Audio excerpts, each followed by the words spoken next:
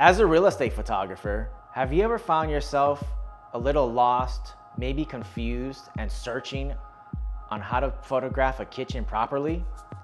In today's video, I will take you step by step exactly how to get that accomplished so you're no longer lost when photographing a kitchen. The most common mistake that I see is real estate photographers, they think they're photographing the kitchen, so they want to get into the kitchen. And they put their camera right on top of a beautiful island like this. There are many issues with this technique. First of all, you're not showing the entire kitchen, so a viewer doesn't know what the entire kitchen looks like. Secondly, you are distorting a flat surface. Anytime you put a wide angle lens over or close to a flat surface, then you're gonna distort it and make it look unnatural. The proper thing to do is you wanna establish the entire kitchen. And in this case, we have this beautiful walkway. We don't wanna overlook that. We wanna make sure that viewers have a sense of what the entire kitchen looks like.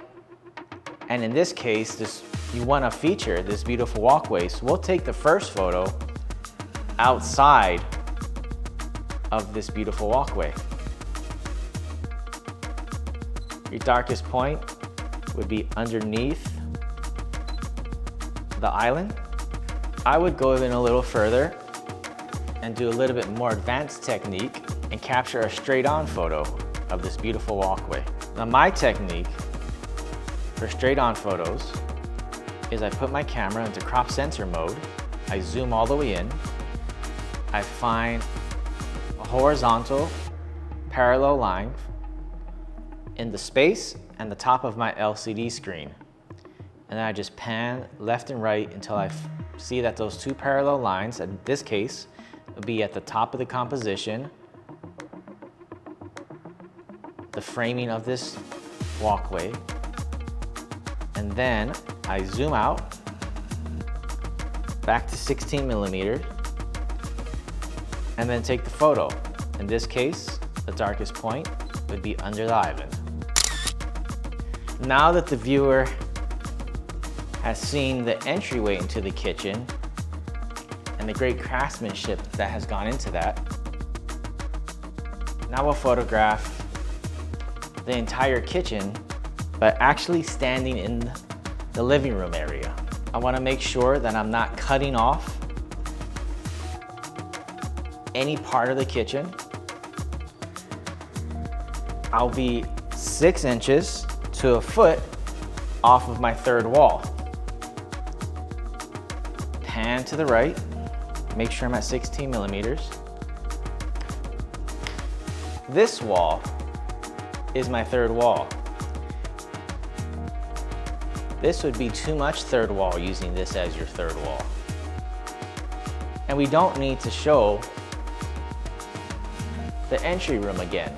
We've already done that. By panning more to the right, we are showing the beautiful sliding glass door that leads out to the backyard and more of the space. We're focusing the viewer into the kitchen, and where the dining room is situated, we do not need to show the entry room once again. I find this to be distracting. Pan to the right.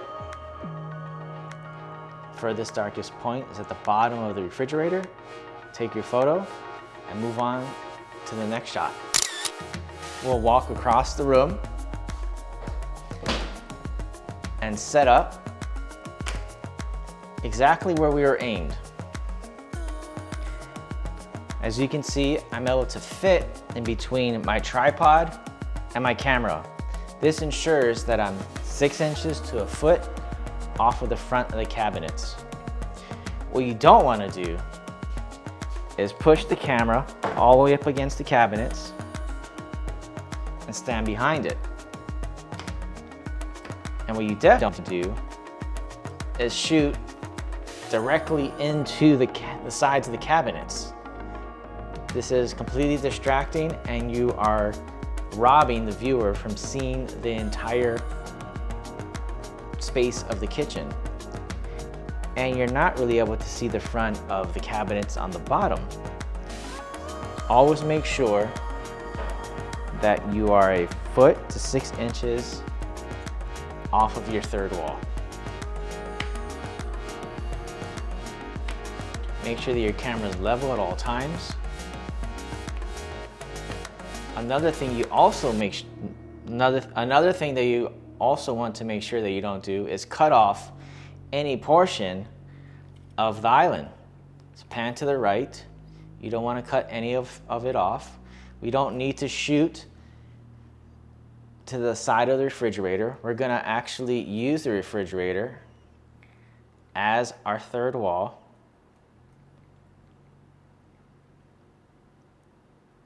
Showing the entire space, showing the entry area, your darkest furthest point. You also don't want to make the mistake of your camera being too low where you're shooting across the island. You want to raise our camera up. In kitchens, a good height is where you're not able to see.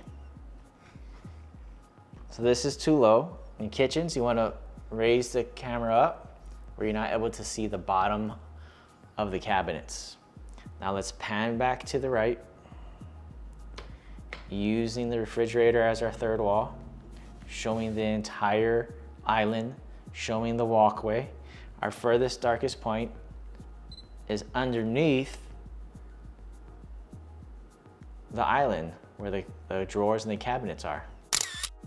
Now your third photo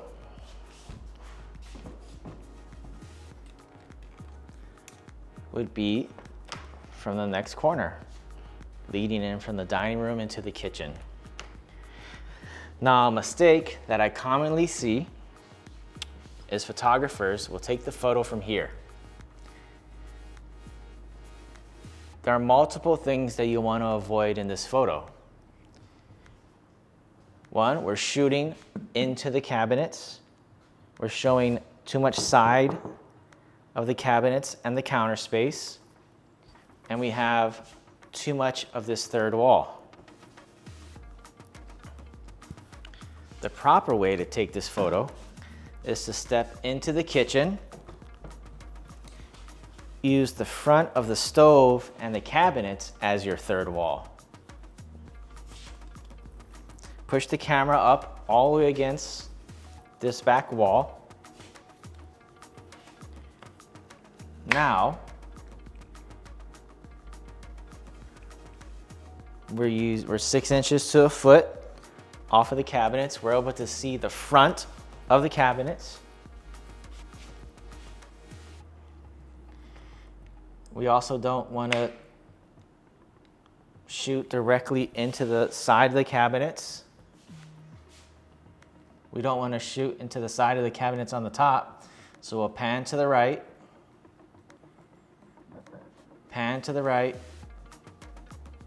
and use the very last cabinet as your third wall. This is enough to show the viewer how much depth there is, and we're able to see the sink, the beautiful window, the entire island. Furthest darkest point would be the left to bottom corner. Take your photo, move on to the next position. We'll walk across the room. Make sure your camera is always level. I see a lot of real estate photographers tilt down. You always want to use the electronic leveler to make sure that your camera is level. We're aiming at where I was standing. We're going to use the refrigerator as the third wall. 6 inches to 1 foot off of your third wall. This is where you would set up your camera. We don't need to show the entire refrigerator. You don't need to do that. We can cut it in half. We're not selling refrigerators, we're selling rooms. This way we're able to see more of the space. As you can see, I'm not cutting off the bottom portion of the island. I see a lot of photographers do this, thinking that they need to be closer to show the appliances. I'm not exactly sure, but we don't want to distort a flat surface with a wide angle lens. And a viewer wants to see what the entire kitchen looks like. You also don't want to do this using the sliding door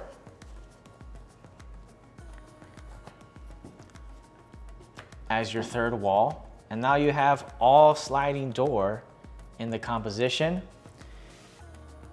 The refrigerator is blocking out the view of the kitchen. We want to be 6 inches to a foot off of the refrigerator, showing half of the refrigerator. Darkest furthest point would be the bottom right.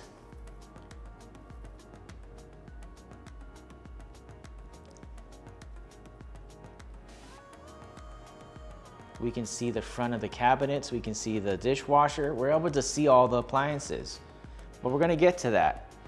We'll individualize everything. Take the photo. For the 5th photo, we are going to do a straight on shot. We do not want to have the walkway beam in the foreground. We'll take a couple steps to the right, get that beam out of the shot. We don't want to cut off any bottom portion of the island or the chairs. We'll use the same technique as before to make sure that we're actually straight on. We'll zoom in. I like to put my camera in crop sensor mode to get a little bit more reach. Find a parallel horizontal line from the top of my LCD screen and just pan left and right to find that. It's not an exact science, but it's better than doing this and being way off. We're a little closer. With my bad eyes, that looks about right. Put my camera in full frame mode, zoom back out to 16 millimeters.